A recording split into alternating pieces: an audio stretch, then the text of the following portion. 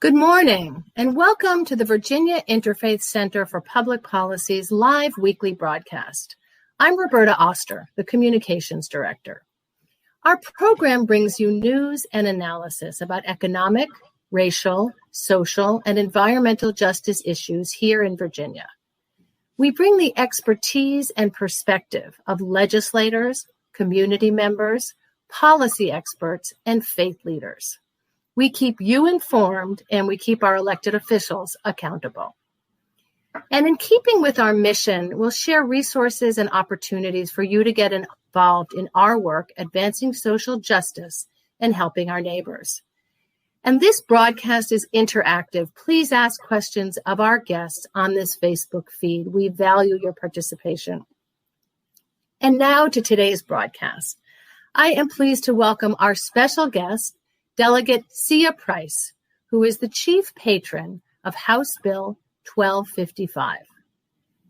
And she will be speaking with Benjamin Hoyne, the Policy and Programs Director of the Virginia Interfaith Center for Public Policy. We are thrilled to have you both here today. And first, some background before we begin. This show is a follow-up conversation to our September 24th broadcast about the pros and cons of Amendment 1. One of the most prevalent concerns we received in the feedback for that show was that if Amendment 1 fails on the ballot this year, folks will have to wait another 10 years to address gerrymandering in Virginia. The Virginia Interfaith Center has not taken an official position on Amendment 1. We are committed to presenting both sides of the issue to inform voters. So in today's show, we are going to raise awareness about House Bill 1255 and how it aims to end gerrymandering in Virginia. The initial show we had planned was called The Better Way Forward to End Gerrymandering in Virginia, HB 1255 or Amendment 1, and we hope to have legislators who were patrons on both pieces of legislation. We invited 4 different patrons of Amendment 1 to join us, but unfortunately, due to scheduling conflicts, none could be confirmed. As part of our voter education resources, we have been in communication with Delegate Schuyler Van Valkenburg's office with both his and Delegate Price's review and input. We are designing a one-pager that will provide a side-by-side look from the perspective of patron legislators at how these 2 pieces of legislation will end racial and political gerrymandering in Virginia. And now to our broadcast. Again, I'm pleased to welcome our special guest, Delegate Marcia Price, Chief Patron of House Bill 1255, and my colleague and friend, Benjamin Hoyne. Ben? Thanks, Roberta. And Delegate Price, welcome to you. It's always wonderful to have you here. Such a champion for economic justice that you received the Virginia Interfaith Center's Economic Justice Award just a year ago or something like that. So, and unfortunately, as Roberta mentioned, we were unable to get anyone from a legislator, patron of Amendment 1 to join us today. But I think it's really great that we have an opportunity to talk about HB 1255. It doesn't garner as much attention as it should. So it's wonderful that we're able to kind of take a deep dive into the policy and the effects of HB 1255. So wanted to start off and ask if you could kind of summarize the law and kind of the road to passage it had during this last regular session, this past winter, and then just kind of tell folks about HB 1255. Thank you. Excuse me, and thank you for having me here this morning. I'm dealing with a couple of allergies, but thank you. Yeah. So, this is part of the conversation that has not gotten the most attention because I think people should understand that we were dealing with redistricting in 2 different tracks. And one was how the district should be drawn. And then the other was who should draw the districts. And of course, who should draw the districts was the more contentious conversation.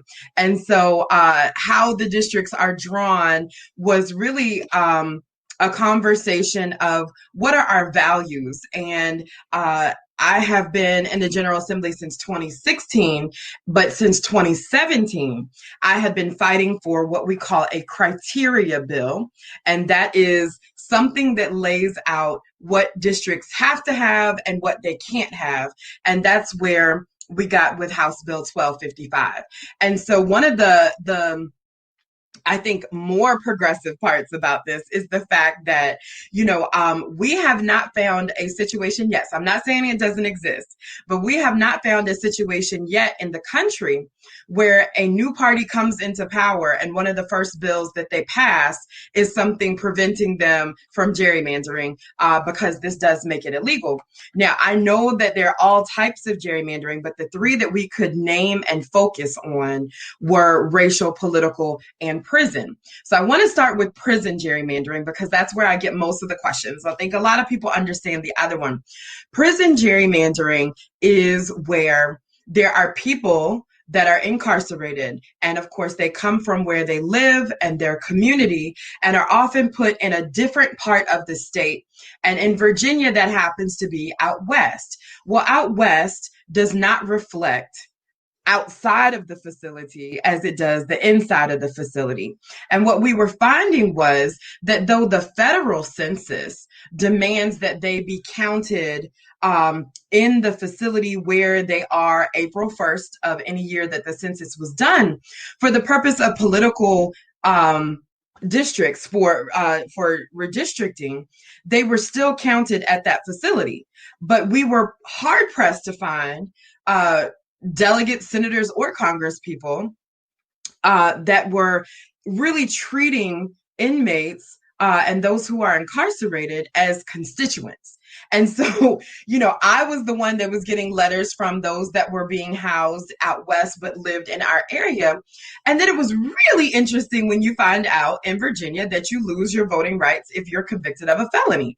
So in order to get districts that would follow through the Voting Rights Act, Black people who were incarcerated and unable to vote were being counted as part of the population in order to get those districts. And it made it look like there were more Black people living there or a part of the community. But that just isn't the case. And so what House Bill 1255 did, and what very few states, but a few other states have done, is say, okay, federal census, that's the federal. We're not changing how they are counted for the purposes of the census. But as Virginia uses that information for redistricting, what can we do? And now we have this provision that says, if we know the address at the time of incarceration, that person will be counted at that address instead of at the facility. And then, of course, if the address is unknown or if the federal entities decide not to give that information, which was the case right now, they would be counted at the facility. So it's not perfect yet. We're still trying to see how we can play with the federal level to make sure that they get more of that information to us so that we can move forward with this. But that is what prison gerrymandering was and how we ended it or are working to end it as we perfect the system. But we got a report from the Joint Reapportionment Committee where the staff at the Division of Legislative Services has received information from the state level. And there are thousands of individuals who this year or next year when we do redistricting will be counted in their community. And then, of course, what's been part of it so that we can have the conversation on political and racial gerrymandering, it outlines about 9 things that the map can and can't do. And that's where you get these provisions that are really about not being able to heavily favor a political party or disenfranchise a political party, and to stop the packing and cracking of African American and communities of color that had happened prior to the lines that the special master drew in 2019. So I will say this. I know that you all are a nonpartisan organization, so I am just stating a fact that you can look at the voting record. House Bill 1255 did pass with every single Democrat supporting it in both the House and the Senate, and every single Republican voting against it in the House and the Senate. And so I really do believe that the bills that we pass are value statements. And so what can get covered as a Democratic value statement for the General Assembly is that gerrymandering is bad. So that's it in a nutshell. We can dive into the weeds as far as you want to go, Ben, but that's the higher level summary of it. That's great. I would love to dive into the weeds personally. I hope our viewers will as well. So you covered prison gerrymandering and what the progress that HB 1255 makes on that. Can you touch on racial and political gerrymandering for 1255 as well?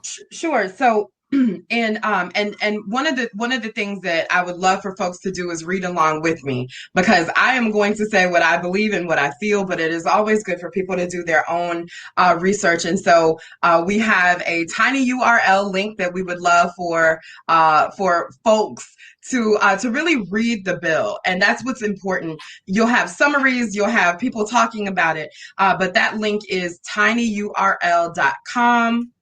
and then HB 1255 info. And so thank you to your team for that. But tinyurl.com, HB 1255 info. And there's a backslash in there, / in there.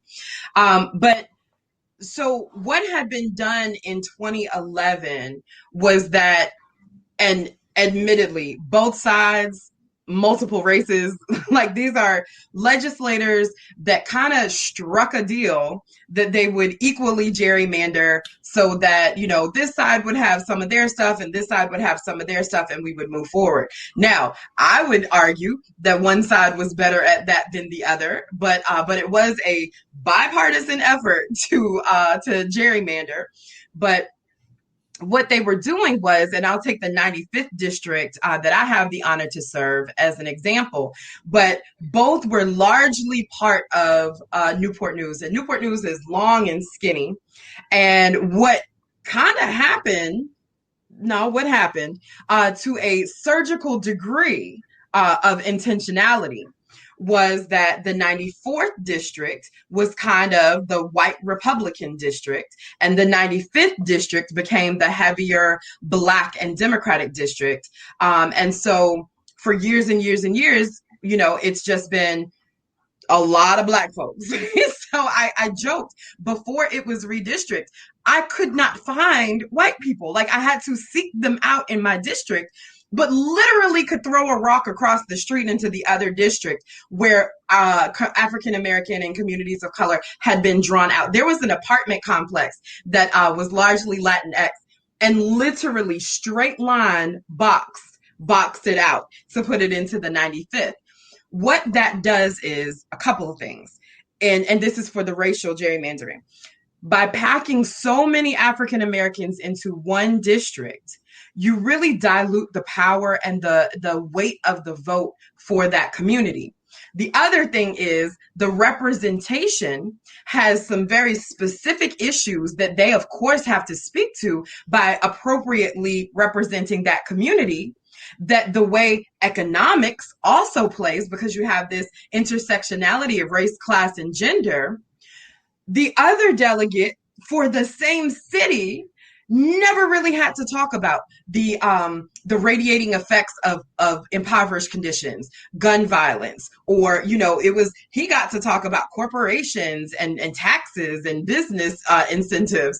And I'm literally sitting here talking about life and death things. So he was not being held accountable to the same city. And that was in the previous years. And this is no knock whether he was a nice person or not. It's just the political issues that his constituency was pulling on him for versus what mine was. And so if we're looking at the 401-year history of disenfranchisement in all of these different areas that Black people have in order to navigate the world, Newport News is not immune from that. You know, we certainly have our issues. Now, I have the pleasure of doing that because I was born and raised here, and I know a lot of what's going on. And I am not afraid to go into communities and find out the real root of the problems. But I would love for all of the representatives for that city to have to do that as well. The third thing that some people misdiagnose as apathy comes from suppression, like racial gerrymandering.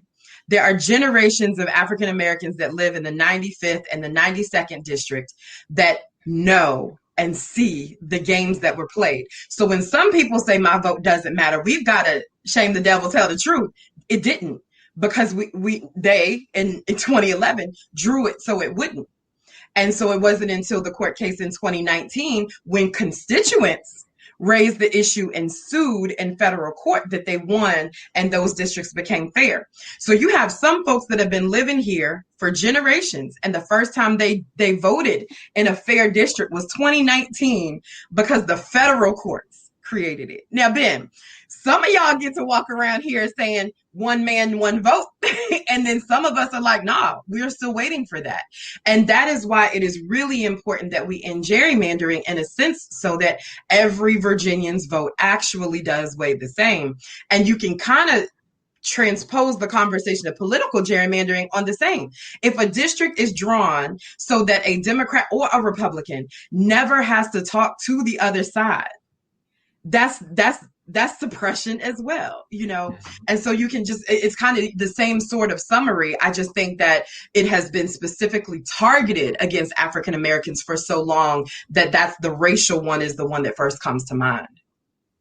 And speaking of, that's wonderful. Speaking of political gerrymandering, you mentioned, you know, the vote for HB 1255 fell along party lines, right? Democrats unanimously supported it, Republicans unanimously opposed it. Whereas we've seen with Amendment 1 that it's actually heavy Republican support, although in the Senate there was broad bipartisan, in the House not so much. Can you talk about how political gerrymandering is kind of playing into the redistricting process that we're going to have moving forward, Amendment 1, HB 1255? Yeah, so Amendment 1, as you all have covered, but Amendment 1 is just for those that might be freshly tuning in and might have their ballot sitting in front of them and they're confused. Amendment 1, so right now, redistricting is done through a bill process. So it goes through a subcommittee, a Privileges and Elections committee, then it goes through the Privileges and Elections committee, then it goes to the full House, and the same with the Senate, and then it goes to the governor for signature. So it's just like any other bill. So in the absence of that, what Amendment 1 is proposing, which I disagree with, is creating, instead of 140 voices voting on it with the governor's signature, it is creating a commission that has been called bipartisan and it has been called independent, but it is neither. It is hyper partisan and definitely not independent. But you imagine this table where you have 8 legislators who are currently elected. Now, mind you, some of these elections happen in still gerrymandered districts because we haven't fixed the Senate maps yet. But 8 legislators, 4 from the House, 4 from the Senate. And then the party leaders that pick them come up with a list of people that the judges choose from. And so 8 of our friends get to the table. So there's 16 people that would be drawing this. Well, what we've seen in other places when you don't have a truly independent commission is with the presence of incumbents at the table, you end up with an incumbent map where it's equally politically gerrymandered and they strike a balance and a deal as opposed to fully coming from citizens and the census data where it really comes from what would have been the product of a citizen-led commission. So partisan gerrymandering is what people are accusing the Democrats of wanting to do because they're saying that we're saying no to Amendment 1 so that we can do that. But then they are not dealing with the fact that House Bill 1255 exists and ties our hands. And we passed it. It says no political gerrymandering. So what has happened before, and this is really what can happen. This is all done by software. And I don't know if everybody understands that. So I can pull up a map that says I want districts to be super, super Democratic or super, super Republican. And then you can start as that base and then pull from there and then make sure that it deals with the Voting Rights Act or whatever, and, you know, legal things after that. But you can literally adjust the lines and then get analysis from the districts to say, this would probably be more Republican or this is more Republican leaning. And they use previous election results as the kind of marker. So that is how you get this situation in Virginia where people are like, I just don't understand it. The state feels so blue. Why was the, state legislature so red? When you have, the president, the United States senator, most of the members of Congress, the governor, the AG, the LG, all from one party, but another party running. And that's how it happens, because they did it on a census block level of let's pack all of these Democrats here and this and that. So it is literally manipulating a map to get to a particular desired outcome of party, as opposed to having the map reflect the demographics. So it's manipulating the demographics to get to a desired result, as opposed to drawing it based to show what the demographics show. And how is 1255 different? How would it move to end partisan gerrymandering? Yeah, so it basically says that the map shall not, when considered on a statewide basis, unduly favor or disfavor any political party. So if you have these results that say, Virginia has shifted over the last 10 years, and now this is what it looks like on a state level, then why would the state legislature look different than what that is? Or if, by virtue of whoever's at the drawing table, utilizing political data as the number one thing that they're using to draw the maps, then something is afoot.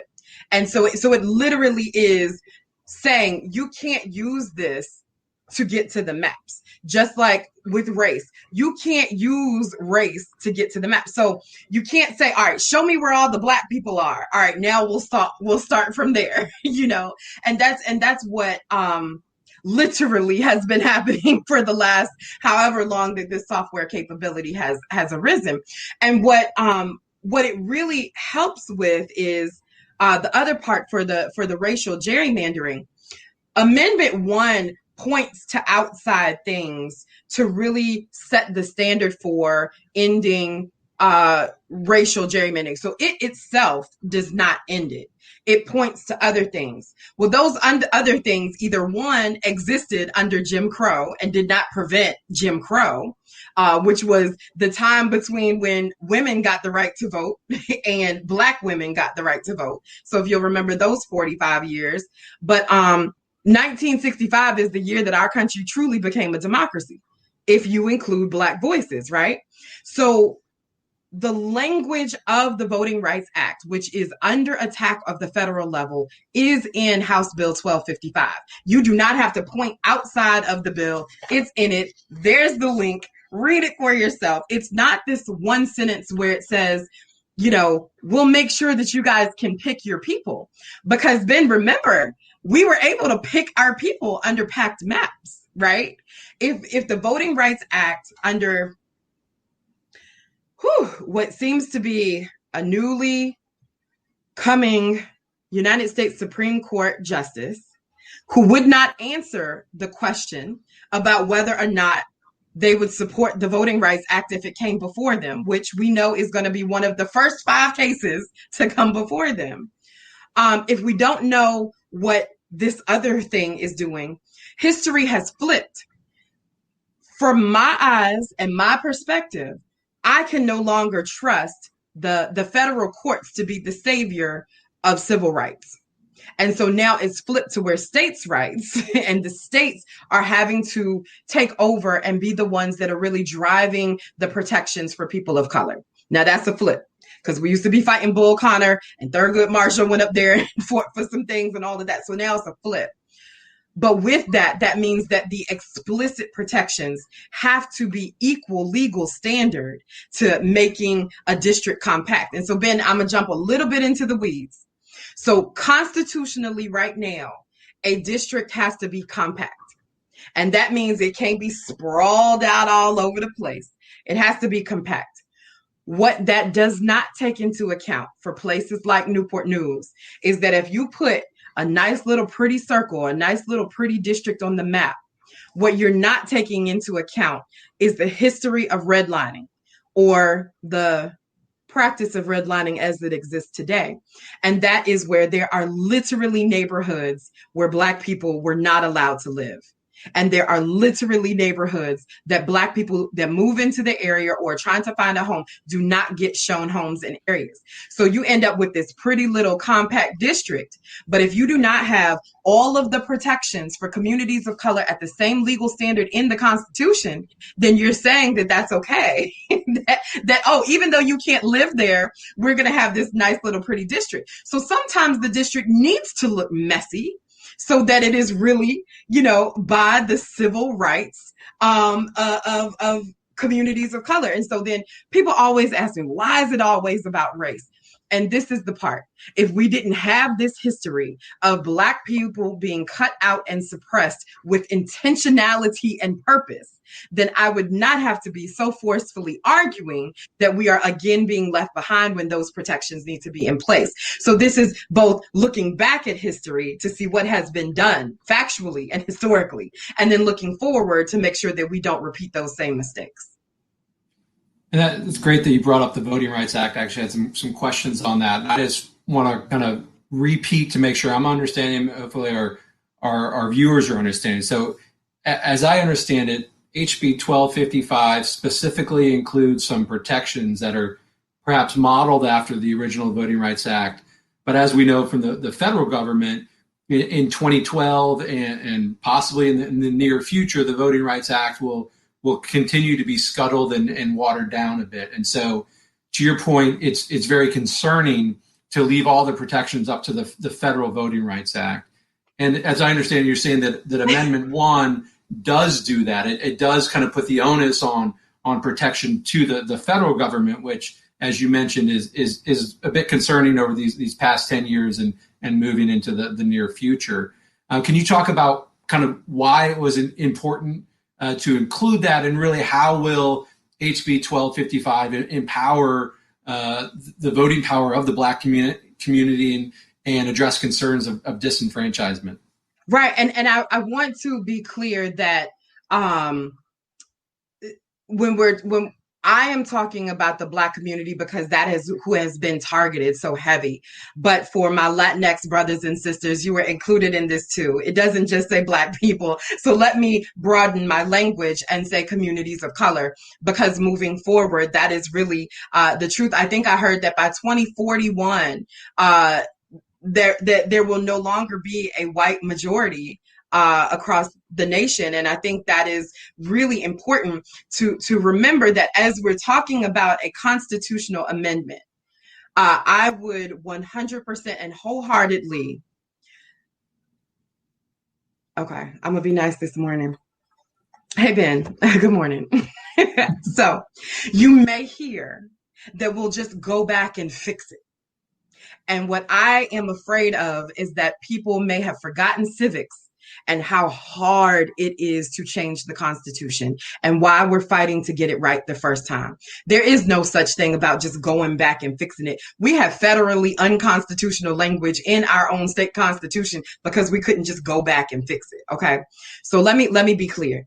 When we have language that is there to protect communities of color who have been targeted, and language minorities who have been targeted in various facets of our life as we've just been trying to navigate this earth, then it is important not only for those protections to be there, but we can't just think about 2021, 2031, 2041, 2051. We are celebrating the 100th anniversary of one of our federal constitution amendments. These things last for a long time, and you don't just go back and tweak them, because the constitutional process to change it is very different than a bill.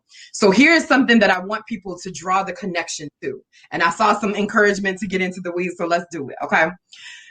When we saw that our Constitution left behind Black people with the 14th, 15th, and 19th Amendments. So yes, there's an equal protection clause that all laws shall equally protect communities of color, African Americans. We know that to be false because we experience life on a daily basis, right? So, and Jim Crow happened under that. And then Black men got the right to vote through the Constitution with the 15th Amendment. Still, that was in place under Jim Crow with the poll taxes, property taxes. Guess how many beans are in a jar? Fire hoses, dog bites, right? All of that. When John Lewis got beat on that bridge both of those were in place. And so was the 19th Amendment. But again, it was not until the Voting Rights Act of 1965 was signed into law that I argue our Constitution was then helped to create a true democracy. But please understand, the Voting Rights Act is a bill. It's a bill. It does not have the same legal standard as an amendment in the Constitution. We could not get the votes for Congress to reauthorize the Voting Rights Act yet.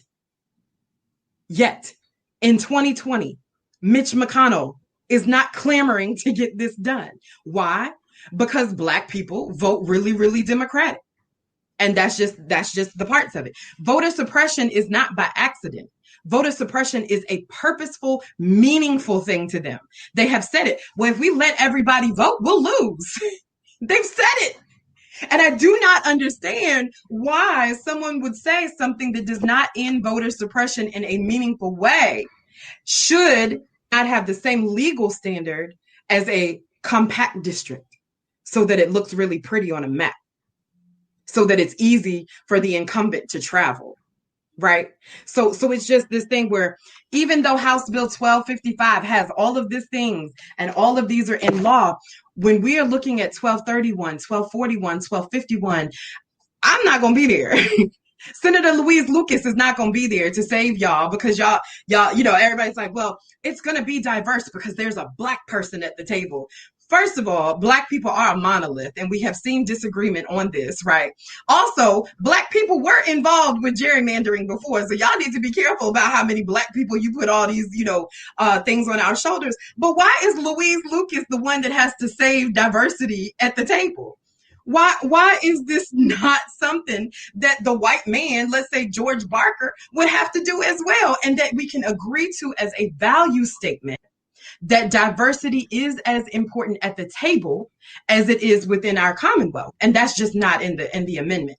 And so, Louise Lucas is going to be there. Eileen Fillercorn, the first ever. Yes, all of these things are historically factual. How so and ever? If you look and see how many legislators plan to still be there in 2041, it's not any of us, right? Like, I do not, for the record, I do not plan to be in the legislature in 2041. But that's my point. We can't just look at the Constitution and say, this is for right now. You have to look out into years and years and years, our children's children's children. And we get that. We understand that when we're talking about justices, because you hear everybody say, we need to or we need to not have a certain justice because of generations of case law that will come out. It's the same thing for our Constitution. This is for generations. And so if you're going to pass something that says we don't care about diversity as much as having a cute little district, then that is your value statement. Or we don't care to have the words of the protections in this. We're just going to point to somebody else's work that's actually under attack right now to say that's enough for communities of color. That's your value statement. But that is the value statement, if passed, that will be in place into perpetuity. Because just as, this could go away, House Bill 1255 could go away, so could the enabling legislation that we will pass should the amendment come forth. So when you look at that amendment, you cannot bank on legislation to save it. And so as proud as I am of the work we have done in House Bill 1255, which is not perfect, but it is a huge progressive step that calls out some of the activities that have been happening over years and years and years of Republican control. I do think that these things have to be in the Constitution at the same weight as the other criteria that is in there now for it to be compact and contiguous. Sure. So what's the path forward or the next steps for 1255? Would it work in conjunction with Amendment 1 if that were to pass, or is it only applicable if Amendment 1 fails? Are these protections heading towards the constitutional amendment in a few years? That's a really good question. So House Bill 1255 became law July 1st, irrespective of anything else. And I want to reiterate, because some people ask me, well, why didn't you put transparency in there? House Bill 1255 solely deals with the codes that say how a district can be drawn. It does not deal with the who. Transparency becomes that part of the process. Who is doing it and the process of the redistricting. House Bill 1255 was a separate conversation that says no matter who and no matter what it looks like when they're doing the drawing, these are the things that it can and cannot do, right? And so there was not going to be transparency in this bill because that's the people that will be doing the drawing and how it, so even if the bill passed, it said that the computers were going to do it. House Bill 1255, it would still have to be legally matched up to what we've set out in this. So House Bill 1255 is in effect. So if somebody tells you that in order to end gerrymandering, we have to pass Amendment 1, it's just not true.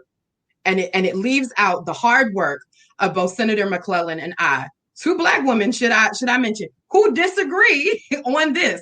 We voted differently on Amendment 1, but we agreed and worked really hard to get this bill passed. It's kind of separate conversations. Now, where it has been interesting, and I'm not a lawyer, but what is really fascinating is to watch lawyers talk about whether or not House Bill 1255 would be applicable should the Supreme Court be who gets the maps. And I think it's going straight to the Supreme Court because of how you have this scenario where you can have 14 people, including all of the 8 citizens. Every single one of them can say yes to a map. But if there are 2 legislators from the same chamber and the same party, they can say no to a map and the map fails. They do that twice. It goes to the state Supreme Court. Again, I'm not a lawyer. Y'all will have to bring the lawyers back to argue over whether or not law will tie the hands of the court or whether the courts, because the amendment does, again, not have the protections and things and the criteria in it. So that is a conversation for the lawyers, but that is a point that has been brought up, again, because it's just not the same legal standard. A bill does not have the same legal standard as a constitutional amendment, and that's why we're trying to get it into the constitutional amendment. And so just to recap, to again make sure I'm tracking. So as it stands now, House Bill 1255 has passed. It is law of the land. And in theory, it will be applicable to the next round of redistricting in 2021, whether Amendment 1 is in effect or not. Question is, if Amendment 1 were to get kicked to the court, the Supreme Court of Virginia, which we know is the kind of the ultimate backstop for Amendment 1, is going to the appointed Supreme Court of Virginia. It's unclear, legally unclear, whether 1255 would be applicable. But as it's not kind of in the constitutional amendment or in the Constitution, I mean, you mentioned that it passed by the skin of its teeth, especially in the Senate, 21-19. So there's nothing preventing it from being struck down in 2 years, 4 years, 6 years, but certainly before 2031. Is that accurate?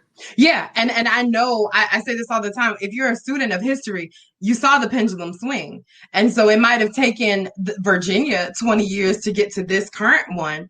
But I do believe that as we have more fair districts, and if we can get to that independent redistricting where it's not an incumbent protection map, you don't know where it's going to go because it'll truly be competitive districts. And so that is the thing where it's like, I'm like, okay, I don't really care who's in power. Like, this is not a democratic conversation for me. It's the same conversation that I've been having since 1996 when I wrote my International Baccalaureate extended essay on how gerrymandering is bad for Black people.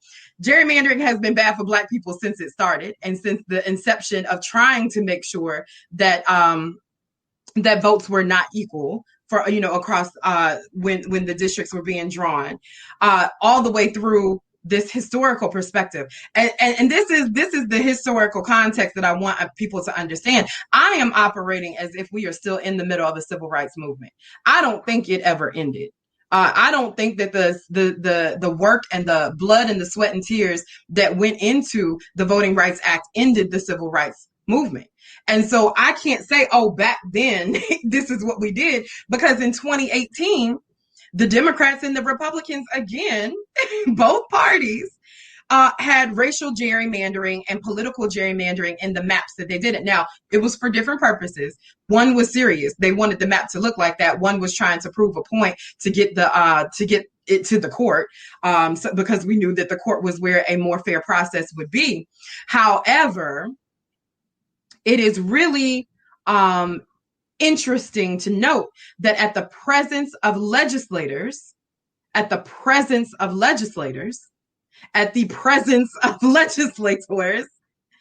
self-interest is at the table. And so that is why it was so important for House Bill 1255 to be passed, because the inclination, whether you think it's because you have the moral grounding and that your party should be the one that's in charge, or because you yourself want to be reelected, either way, both parties feel like their agenda is right. So self-interest sits down at the table at the presence of legislators. So that's why the original intent for a lot of the advocacy was for a completely independent redistricting process. That is what I wholeheartedly believe. Even with House Bill 1255,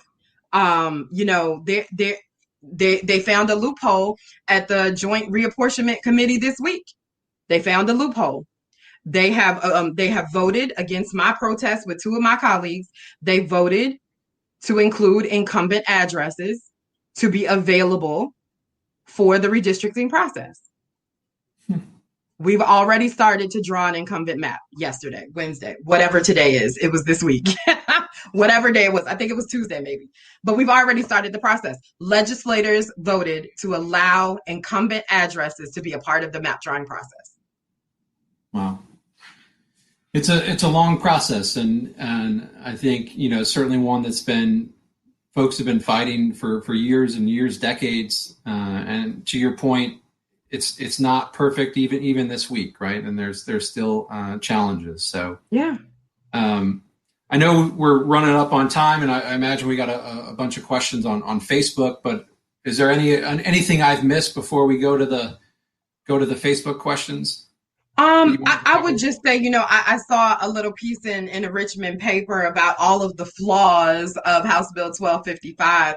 And what I think is really interesting is the author of that article saw something redeemable in House Bill 1255 because he added it into his enabling legislation that was being carried as the buttress and the legislative fix for the flawed amendment. And so I will just offer that I understand that the back and forth is confusing. I understand that games are being played. The language of the amendment was written by the same people with everything that shows on your ballot. So your ballot is really a commercial in favor of the amendment. I understand all of this, and I understand this tricks. But I really felt like it was my duty to go out, and why I am so energized to tell the truth about this thing is because of the games that are being played. And so I get it. Politics is dirty, but it was important to me to speak out even when friends are on the other side, because people need to know what it is that they're voting on before they vote on it. And so again, listen to me. Go to the link, read the bill yourself. House Bill 1255 is the law of the land. Great. Well, again, thanks so much for joining us and informing everyone about HB 1255 and what it does. And I think certainly it's something that at the Interfaith Center and our members across the Commonwealth strive to do, right? To end gerrymandering, to end racial gerrymandering, prison gerrymandering, political gerrymandering, are things we're all supportive of. And so we're certainly thrilled that you're passionate about it and committed to making that happen. And we hope moving forward that we'll all continue to make the Commonwealth better in that regard.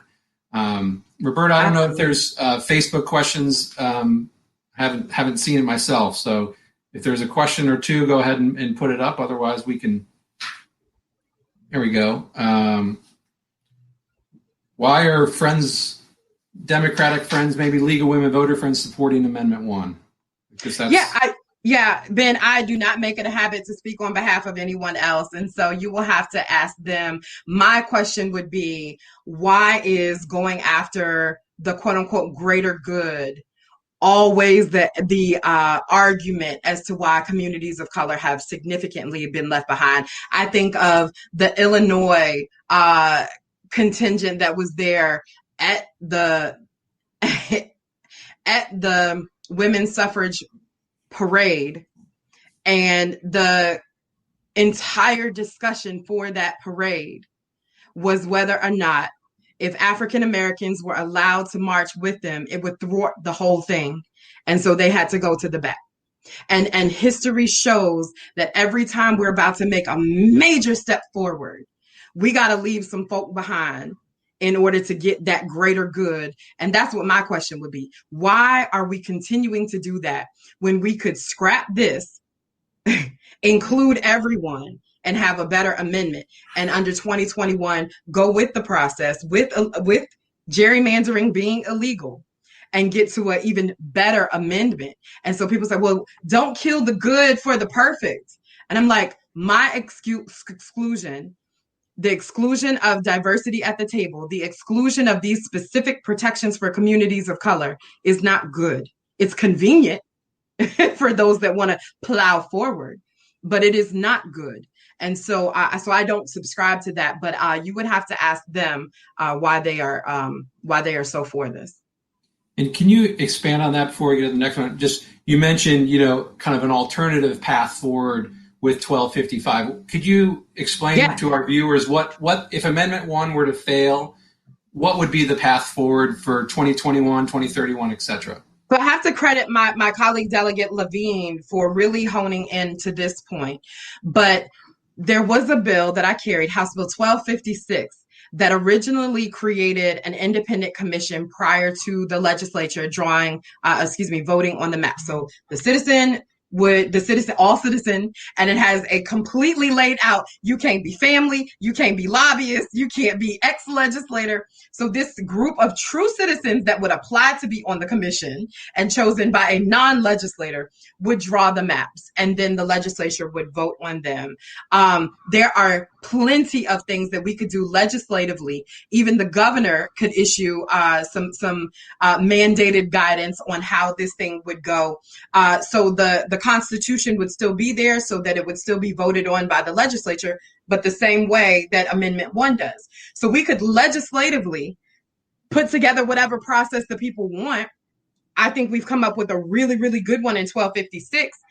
The issue that Levine brought out is, minus Amendment 1, the Republican bill, from Mark Cole in the House, minus that, would the Republicans like the committee process or the independent process? And we still think that they would go for the independent process.